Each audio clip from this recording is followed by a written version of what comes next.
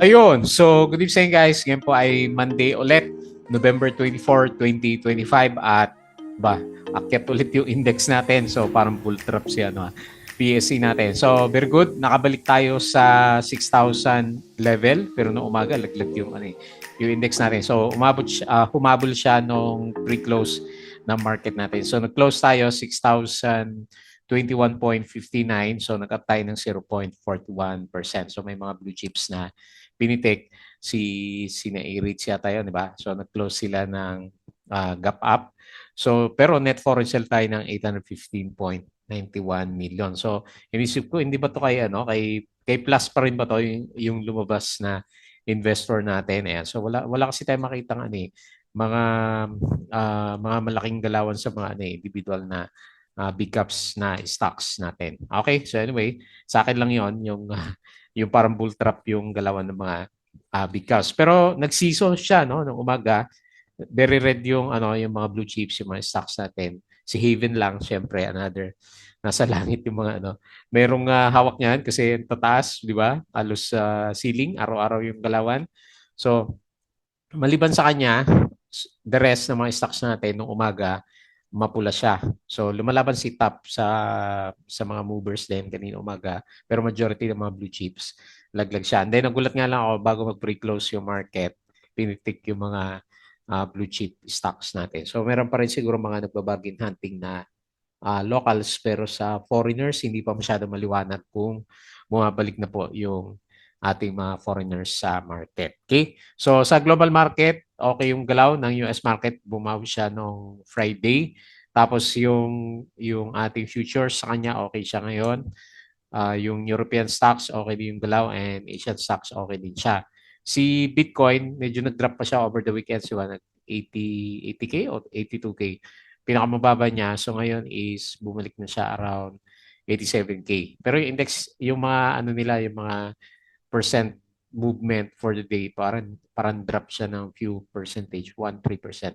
Yung nakikita ko doon na laglagan, pero nakakabawi na siya as compared dun sa pinaka-bottom niya last time. Pero downtrend pa rin yung pinaka-overall picture ng mga crypto coins natin. Okay, so yun po yung pinaka-overall picture. So dito naman sa PSE market, inisip ko din kung, di ba, naglalabasan na yung mga arrest warrant doon sa mga flood control projects, kung kasama na ba yun sa sentiment and local. Kaya pinipitik nila yung ating mga big caps na stocks.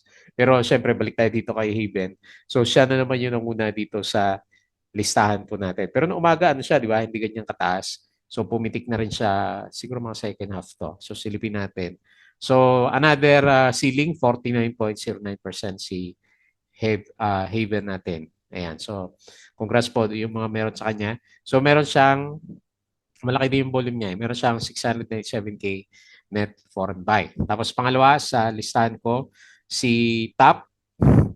Congrats sa mga nakasabay last week. So, diretso yung galaw. Another 12.58%. Pero meron siyang 2.85 million net foreign sale. Tapos si PhilWeb, ayan. So, halos nandun na sa resistance area natin, nagkapulit siya ng 4.17%. Meron siya 11 million. Tama ba to? Net foreign buy ba to? O 1.1 million. Ayan, silpin na lang natin mamaya. Tapos yung mga pumitek, si Erich at saka si RCR. So tingnan ko yung niya, 5-minute chart. Doon lang sa pre-close ng market. Ayan, so mukhang nantatrap itong mga REITs natin. Tapos si Ali, ayan, lumalaban, pero net foreign sale pa rin, no? 2.62% up, pero 65.23 million net foreign sale. And then, lastly, si Plus is up siya ngayon ng 1.66%. At meron siyang, ito maganda, meron siyang 73.68 million net foreign buy. Okay, so yun po yung mga trending stocks natin. Disclaimer pa rin sa mga bago sa channel natin, as usual, yung ating review is for education purposes lamang po to. Huwag mong gagamitin ito as a reason para mag-buy, sell, or hold na stocks. Meron po kasing risk na involved sa market. Due diligence lang po ano yung stocks yung gusto mong bilhin. And follow po ako dito sa ating Palabi Trader na YouTube channel. As usual, subscribe lang para update ka sa mga reviews natin or kung gusto mo join ka dito sa trading group naman natin. Okay? So yung mga nakasubscribe, nag 1K na. Ayan. So bumabalik na kasi si Index. Maraming salamat po dun sa mga usual viewers sa market natin. Ilang araw na si Haven, ano? 1, 2, 3, 4. O, pang-5 na ngayon na trending siya. So company reviews, mga sample trades sa market. Si Maynilad, malakas pa rin, di ba? Above pa rin siya ng IPO price. Basic indicators, technical analysis, fundamentals, yung mga risk management, and basic learning sa markets natin. Okay? So, check mo na lang yan.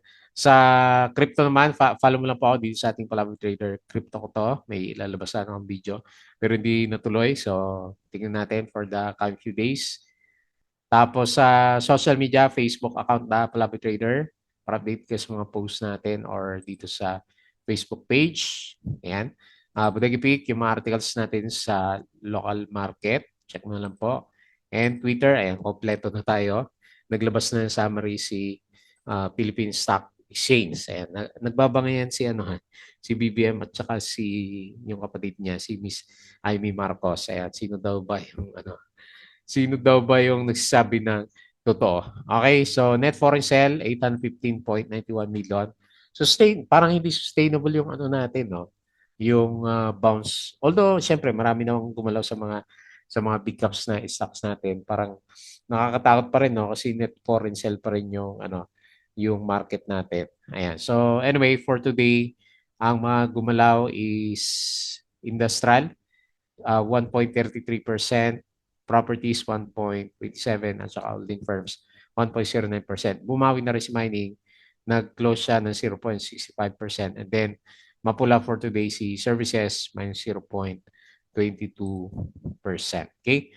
So foreign funds sold, AUB, BDO, BPI, China Bank, ASEN, Maynilad, SCC, DNL, Emperador, FP, GSMI, ABA, daming binenta. DMC, LPG, Ali, MRC, SMPH, Globetel, Converge, dito, STI, Bloom, Aldi, Pure Gold, Robinsons, Retail, 7, APX, at saka CFM ETF. Foreign funds bought, East, West, Metrobank, PNB, sa mga banks, ACR, Meralco, Manila Water, CNPF, Pizza, AC, Awaites, AGI, HC, Rich Haven, Cebu, ICT, Mac Plus, Web, SSI, FNI, Nickel, OGP, at saka CTX. So ito yung closing natin. So ito si Rich Pintic lang to. Nakita ko na rin yung 5-minute chart. So anyway, good sign. 4.08% up. Tapos si Meralco, 4.04%, Aboitiz 3.75%. So marami yung nag-pump nung bago matapos yung closing na market natin. So tinamaan si URC minus 2.99%, LTG minus 1.98%, China Bank minus 1.93%. So mas marami yung verde for today's trading. So sabi ni Investa, we're back at 6,000. Parang bigla nag-on ulit yung spark ng market. Ayan. So ako medyo hindi pa ako believe personally kasi meron pa rin tayo malakas na net foreign sale. Okay? So upcoming dividends, sina FB, November, ngayon na pala to, no? X-date, November 24. So si Irich, ayan, baka maraming gustong bumili na kanyang dividends. So Nickel, November 27, Enbridge, November 28. Ayan. Pero bakit sumabay si RCR, di ba? So ito yung bago mag-pre-close yung market, mas marami yung mapula. Sina-converge na mumula kanina, negative 2.35%, tapos video negative 2.13%. So AGI lang kanina yung verde, plus 3%, at saka CNPF, plus 2.45%. So nagulat nga ako ng umaga, laglag na naman si PSE, pero bumawi nga. Apex Mining explores digital technology. Tapos ito yung sinasabi ko sa inyo na ayan na. So release the mugshot of 6 DPWH Mimaropa officials arrested over the flood control. So sa bandang Mindanao to, di ba? So kawawa naman yung mga engineer natin doon. Ako, na-involved pala sa din, mga ganyan. Ayan. So may mga mugshot. Ayan. So may inaresto na itong mga to kasi may mga mugshot sila eh. Okay? So puro DPWH yan. Ayan. Pati si Chief Gerald Pakanan. O yan. Ayan, dami. Sina ano kaya? Ayan, nandito pa yung ibang mugshot. So, hindi ko na bubuksan. Check nyo na lang. GDP Q3 is 4.4%. So, regional director. Ayan. Okay. So, di ba, ang sabi hindi dapat nire-release yung mugshot hanggat hindi siya na-convict, di ba? Anyway, nakalabas na. So, tapos share buyback transaction, BRN, MEG, Ali at saka si OPM. So, cryptos, medyo bumabawi na. Pumipitik kanina umaga. Ayan, umabot tayo ng 87K ulit. Nung umaga, ayan, nag-fall tayo ng 0.87%. So, sa first half, ayan, mapula pa rin tayo ng first half. Ayan, converge plus. Puro red kanina. Tapos ang mga green lang, Meralco, ASEN, at saka si DMC. Umaga, so ganun din, laglag din tayo. Several of the Philippines' largest conglomerates are lining up to explore nuclear power development. Okay, hindi kaya hype lang yan. And then plus, 51% earnings drop after e-wallet restriction. Q4 showing gradual recovery as PAP activity picks up. Ayan. Okay, tingnan natin kung maging catalyst yan for the coming few days. And yun lang yung nakita ko na balita. So, patalasas po ulit yung ating Patreon channel, yung mga gusto ng guide sa trade sa market. Sali lang po kayo dito. So, check mo na lang po yung mga nakalagay dyan na requirements po natin. Okay? So, punta tayo dito sa index. So, biglang no? Biglang laglag tayo ng buong maghapon. So, tingnan na lang natin sa 5-minute chart. Tapos biglang bumawi sa pre-close. Ayan, may gap up. So, pero okay kasi nag-drop. Tapos bumalik naman yung galawan sa index natin. Kaya kala ko magko-close tayo mapula eh. So anyway, 6,000 level. Nasa na yung next na resistance. So may konting gap pa, no? May konting gap pa dito sa bandang kaliwa. Ayan. So hopefully, ma-fill the gap. And then baka siguro mauntog si PSE. Ayan. Ayaw natin mauntog pero nag-assume ako na mauntog siya kasi hindi pa clear masyado yung pasok ng foreigners. Pero good sign kung maka-breakout siya and then mag-retest lang sa 6,000 level, di ba? So, pabalik tayo para sa Christmas rally natin. So, kung trading channel lang usapan, medyo nakalampas na siya ng konti. Kaya nga iniisip ko, hindi kaya bull trap itong galaw niya, no? PSE natin, okay, congrats sa mga naka-bottom pick, especially kay Haven at saka sa PSE market.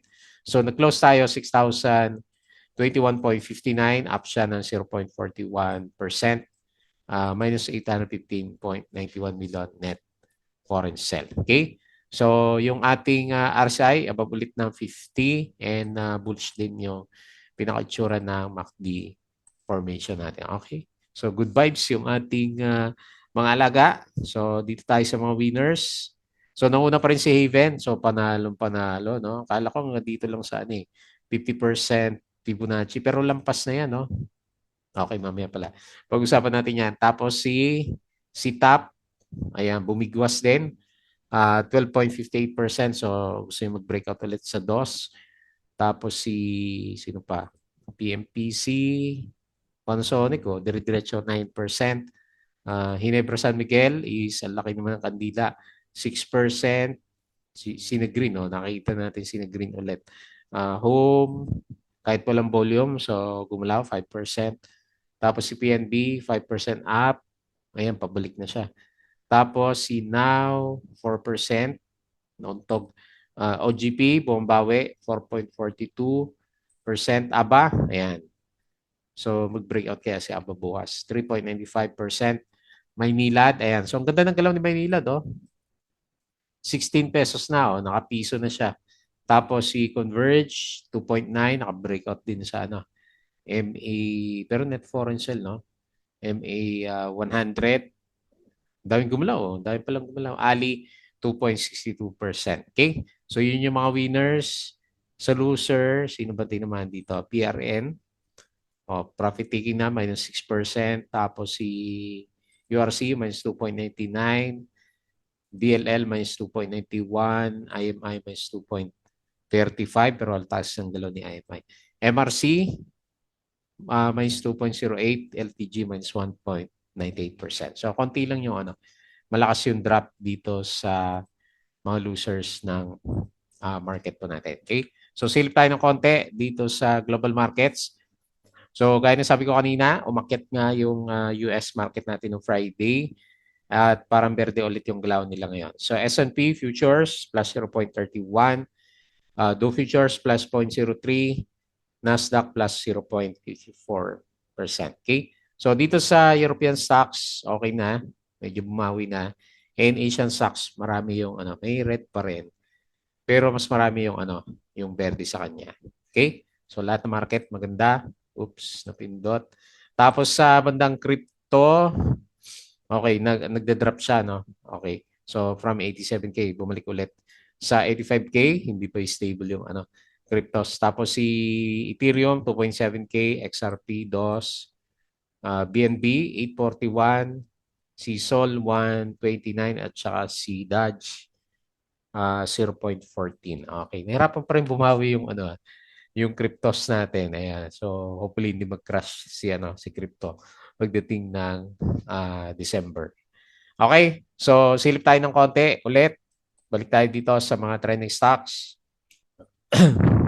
Okay, so nahin natin si Haven. Nako, nasa Haven yung mga ano, traders natin nito. So, ilang araw na, diretso paakyat si ano, oh. Okay, hopefully wala na shakeout pala, no? Takot na takot tayo dito last time. Oh. Ayan, oh, 300%. Parang crypto si ano eh. Si Haven. Ayan. So, Golden MB, congrats. 300% up na. So, nasa inyo, may resistance pa ba to? Parang gusto bumalik sa ano eh, bandang taas. Kasi 50% Fibonacci na lang lagyan natin as a support. So, kung makabalik siya, then congrats. Okay, ang pinaka-next na resistance, kung meron man, is dito sa 1,800.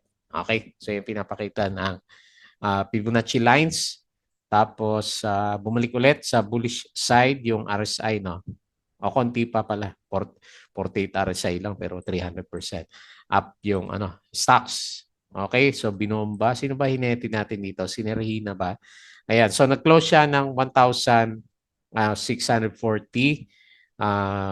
Ceiling na rin to, no? 49.09% and meron siyang 697K net foreign buy. So pagdating sa 5-minute chart, wala ka pala magagawa dito, no? Binomba pala sa umaga pa lang si ano, si Haven natin, no? Dito ba galing yung ano, 49? Oh, tama, dito galing sa baba. So nag-pump kaagad siya, anong oras to? 9:35. So pinump kaagad siya sa opening.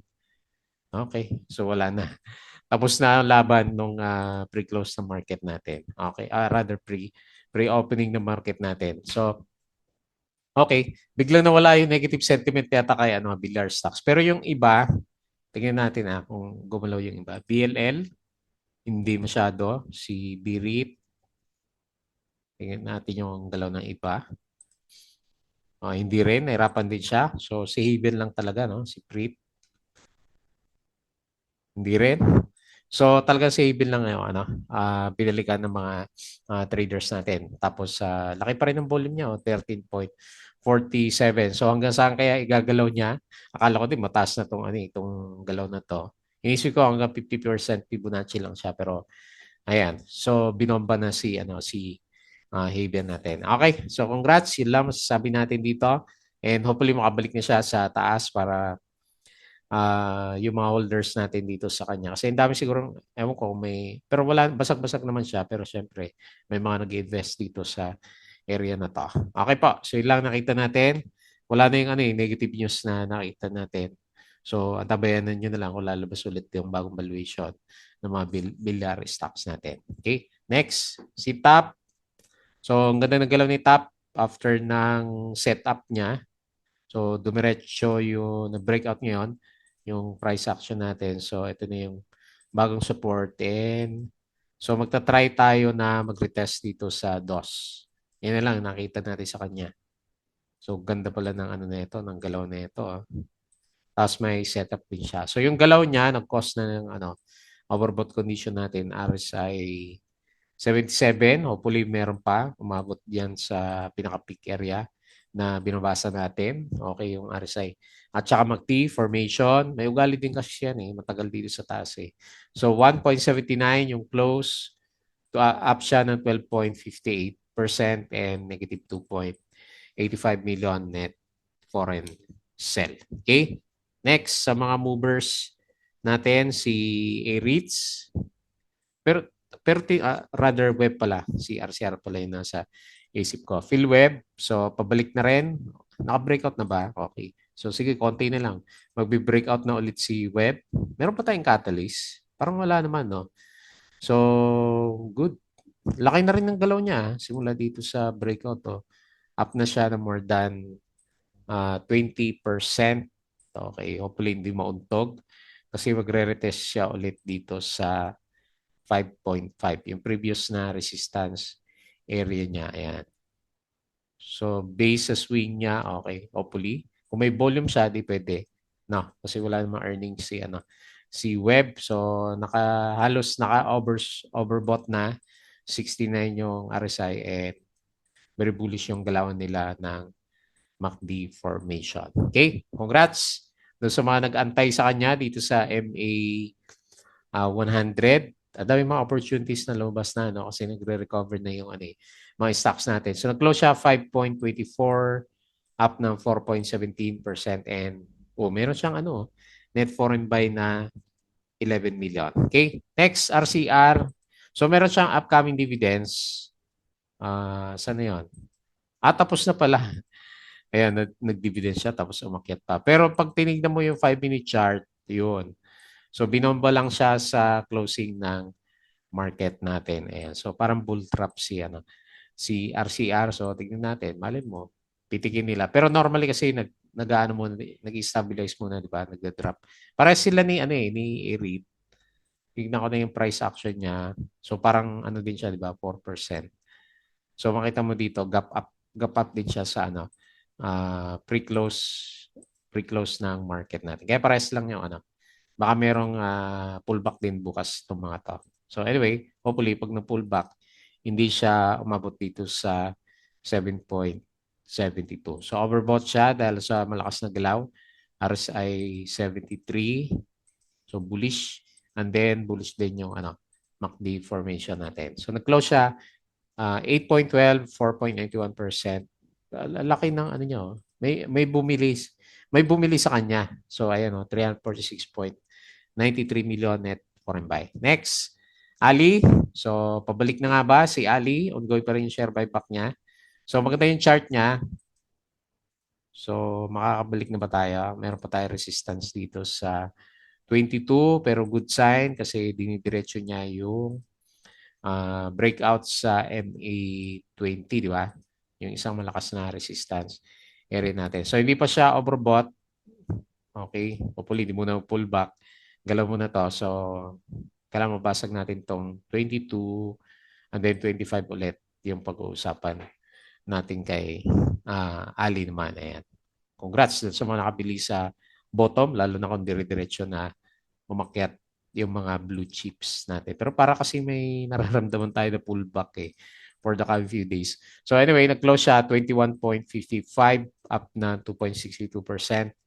And ayan, mahina pa rin siya 65 million net foreign sell po. And then lastly, yung paborito natin, C+. So kulang pa yung catalyst niya pero ayan, hirap na hirap siya, no? Nag-breakout sa MA 100 pero hirap na hirap. So dito muna siguro 30 yung pinaka-psychological niya. O sige, dito muna 30 to 30 na pinaka-psychological resistance. Hindi na sideways yung tingin natin. Ayan, kasi may breakout siya. So nahirapan nga lang umangkada yung price action natin. So tingnan na lang natin for the coming few days kung mag-fill the gap siya. May mga gaps dito sa 30 pesos. Okay? So mabagal pero slowly umakyat. Yung RSI is okay siya. Above dito sa RSI 50. Mahina yung MACD formation natin. So nag-close 27.5 and 1.66% lang yung galaw at 73.68 million net foreign buys. Ito yung maganda na nakita natin kay Plus. Okay po. So, yun lang muna yung ating review for today. Okay, good vibes pa rin kasi may mga blue chips pa rin na umakyat. Kaya lang nakakatakot tong ano eh. Ba't ganyan kalalaki yung net foreign sale natin, no? Ilang araw nang ganyan, di ba? Pero hindi bumabagsak yung pinaka price action niya. Lumalaban pa rin yung pinaka index natin. So anyway, baka dito tayo mag-aabot sa MA100 saka mag-pullback si PSE natin. Okay po, so yun lang muna yung ating review. As usual, bago tayo mag-close, please don't forget to subscribe din sa ating channel. Join ka sa group kung gusto mo ng guide. Crypto ko to, follow mo na lang Facebook account, Facebook page, Butigipig, Twitter, and Patreon sa mga gusto ng guide. Sali lang po kayo sa group natin. Okay, so yun lang. Maraming salamat. Kita ulit tayo bukas.